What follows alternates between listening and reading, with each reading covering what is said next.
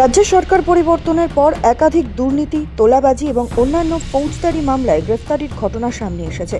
বিভিন্ন ক্ষেত্রে অভিযুক্তদের পুলিশি হেফাজতে নিয়ে যাওয়ার সময় এমন কিছু ছবি প্রকাশ্যে এসেছে যেখানে দেখা গিয়েছে ধৃতদের কোমরে দড়ি বেঁধে রাস্তায় নিয়ে যাওয়া হচ্ছে। এই ধরনের পুলিশি আচরণকে ঘিরে প্রশ্ন উঠেছে বিভিন্ন মহলে। এবার সেই বিষয়ে গুরুত্বপূর্ণ পর্যবেক্ষণ করল কলকাতা হাইকোর্ট। ফলতার জাহাঙ্গীর খানকে কোমরে দড়ি আর হাফ প্যান্ট পরিয়ে এলাকায় ঘোরানোর ঘটনায় মানবাধিকার নিয়ে প্রশ্ন তুলল কলকাতা হাইকোর্ট। ঘটনায় পুলিশের বিরুদ্ধে আচরণের বিরুদ্ধে হাইকোর্টের দ্বারস্থ হন জাহাঙ্গীরের স্ত্রী সারিকা বিবি।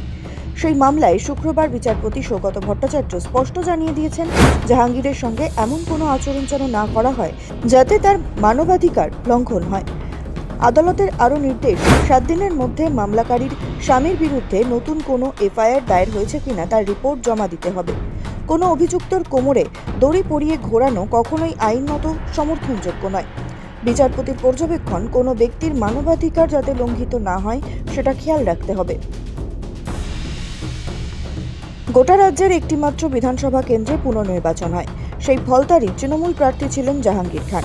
ভোটের আগে নিজেকে পুষ্পা হিসেবে পরিচয় দিয়ে উঠে আসেন শিরোনামে। উত্তরপ্রদেশের সিংহাম পুলিশ আধিকারিকের কাছে কোনোভাবেই মাথা নোয়াবেন না বলেই দাবি করেছিলেন।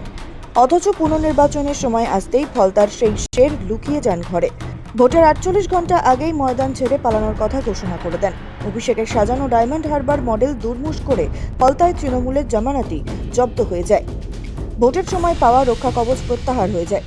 সেই সময় প্রশ্ন উঠতে শুরু করে, জাহাঙ্গীরের গ্রেফতারি কি স্রেফ সময়ের অপেক্ষা? অবশ্য তারপর থেকেই অন্তরালে চলে যান পুষ্পা। বাংলা নেপাল সীমান্ত থেকে জাহাঙ্গীরকে গ্রেফতার করে বেঙ্গল এসটিএফ।